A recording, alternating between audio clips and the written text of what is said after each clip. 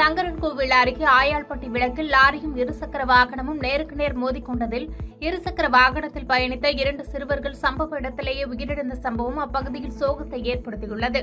தென்காசி மாவட்டம் தெற்கு பனவடலை கிராமத்தை சார்ந்த 3 சிறுவர்கள் ஒரே இருசக்கர வாகனத்தில் சங்கரன்கோவில் சென்றுவிட்டு வீடு திரும்பிக் கொண்டிருந்தனர்.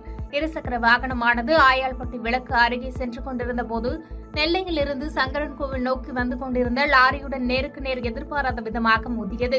இந்த விபத்தில் இருசக்கர வாகனத்தில் பயணித்த வீரபாண்டி செல்வராஜ் என்ற சிறுவர்கள் சம்பவ இடத்திலேயே உயிரிழந்தனர். மேலும் ஸ்ரீராம் என்ற சிறுவன் பலத்த காயங்களுடன் சங்கரன்கோவில் மருத்துவமனைக்கு முதல் உதவிக்காக அனுமதிக்கப்பட்டு மேல் சிகிச்சைக்காக திருநெல்வேலி அரசு மருத்துவமனைக்கு அனுப்பி வைக்கப்பட்டார்.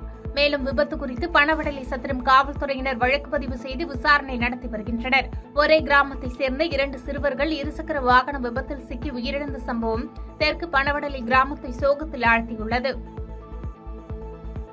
பாதகம் செய்பவரை கண்டால் நாம் பயங்கொள்ளலாகாது பாப்பா, மோதி மிதித்து விடு பாப்பா, அவர் முகத்தில் உமிழ்ந்து விடு பாப்பா.